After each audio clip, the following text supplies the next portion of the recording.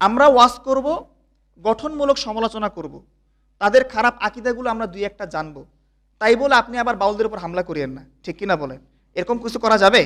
যাবে না। ওরা যদি কোনো অপরাধ করে ওদের বিচার আইন করবে, আমরা এদের গঠনমূলক সমালোচনা করে আমরা জানবো যে আসলে এদের খারাপ আকীদাগুলো কি। বিস্তারিত বলা সম্ভব না, আমি আপনাদেরকে দুই একটা বলতেছি।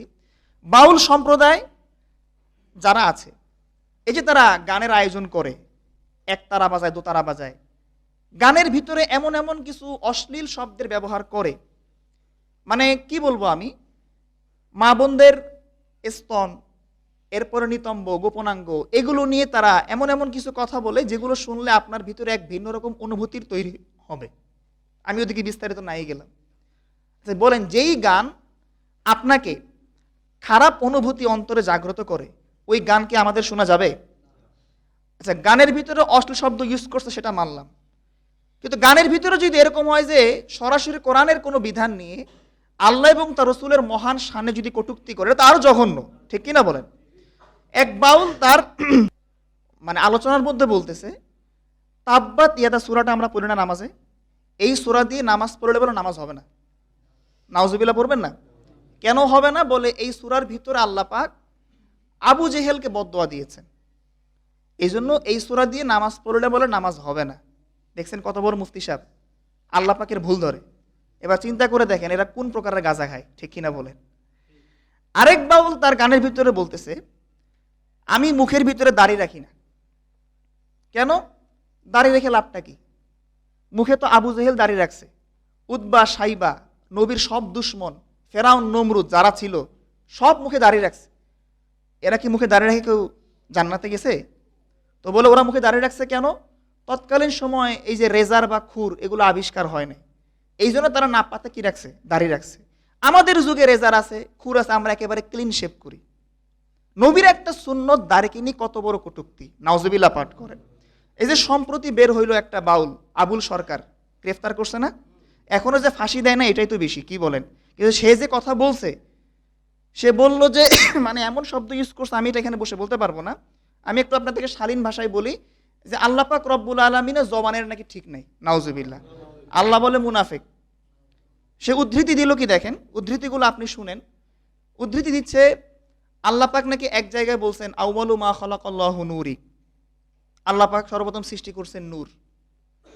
আরেক জায়গায় বলছেন আউয়ালু মা খালাকাল্লাহুল আরশ, আল্লাহ পাক সর্বপ্রথম সৃষ্টি করছেন আরশ।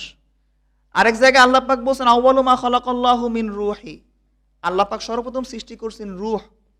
আরেক জায়গায় আল্লাহ পাক বলছেন আউয়ালু মা খালাকাল্লাহুল কলম, আল্লাহ পাক সর্বপ্রথম সৃষ্টি করছেন কি? কলম।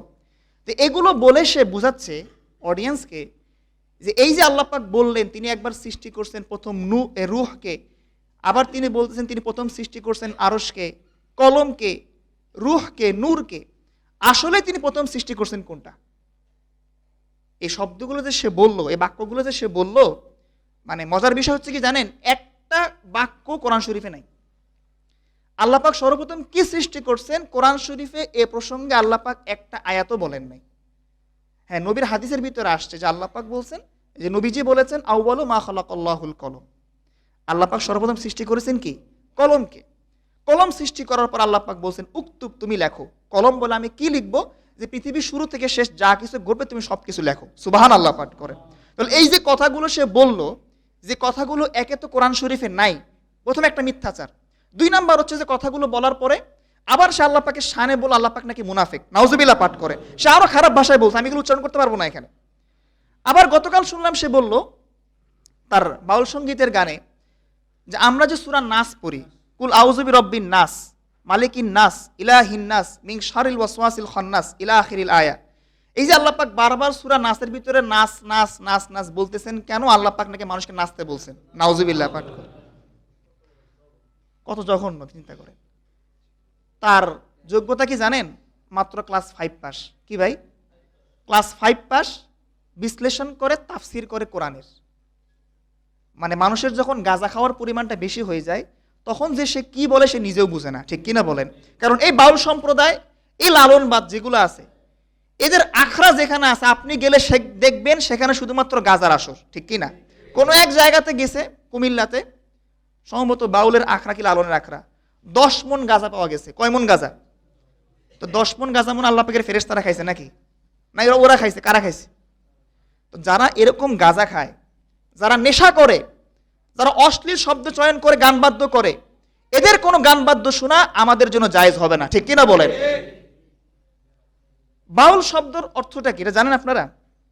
অনেকে জানেন, অনেকে জানেন না।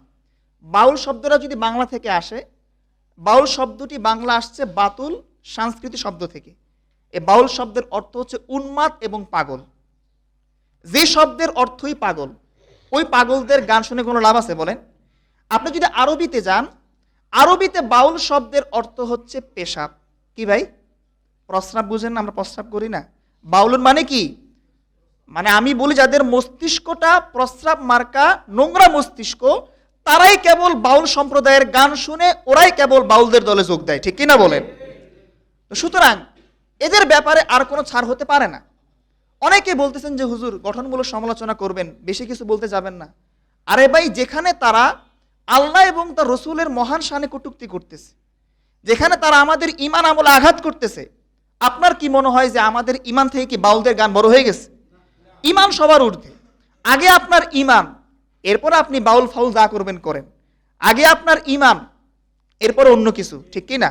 ঈমানে যদি কেউ আঘাত করে, ইসলামের কোনো বিধানে যদি কেউ কটূক্তি করে, তার কোনো তার ক্ষেত্রে কোনো প্রকার শালীনতা আমরা দেখাতে পারবো না। সুতরাং আমরা গঠনমূলক সমালোচনা করে আমরা এতটুকু বলতে চাই যে সরকার মহোদয় বর্তমানে যারা আছেন তাদের কাছে বিনয়ের সাথে অনুরোধ করব, যারা এরকম গানের ভিতরে অশ্লীল শব্দ চয়ন করে কোরআন এবং হাদিস থেকে, এবং বিশেষ করে মহান আল্লাহ এবং তার রাসূলের শানে কটূক্তিমূলক কথাবার্তা বলে, এদেরকে শাস্তির আওতায় আনা হোক এবং সর্বোপরি আমার দেশ থেকে এদের সব ধরনের কনসার্ট আয়োজন বন্ধ করা হোক। ঠিক আছে না ভাই? ইনশাআল্লাহ, ইনশাআল্লাহ কোনো ছাড় নাই। আপনি বাউল গান গান, অসুবিধা কি? আপনি মনে হলে সিনেমা করেন, ব্যক্তিগত বিষয় আপনার। আপনি প্রয়োজন খেলাধুলা করেন, ক্রিকেট খেলেন, আমাদের কি যায় আসে ভাই? আপনার পেশা আপনার কাছে, আপনার ব্যক্তিগত। কিন্তু এই পেশাকে আপনি লালন করতে গিয়ে আপনি যদি আমাদেরকে আঘাত করেন, আপনি আল্লাহ এবং রাসূলের শানকে আপনি যদি কটূক্তি করেন, তাহলে আমি মনে করি যে বাংলাদেশের তৌহিদি জনতা চুপ করে থাকবে না। ঠিক কিনা বলেন? আমাদের সবাইকে সোচ্চার হতে হবে এদের ব্যাপারে। এদের কোনো গানের আখড়ায়, এদের কোনো অনুষ্ঠানে আমরা যাব না। যদি কেউ যায় এদেরকে আমরা নিষেধ করবো। রাজি আছেন তো ইনশাআল্লাহ? আল্লাহ আমাদের সকলের ঈমানকে মজবুত করুন, আমিন। আসসালামু আলাইকুম ওয়া রাহমাতুল্লাহি ওয়া বারাকাতুহু।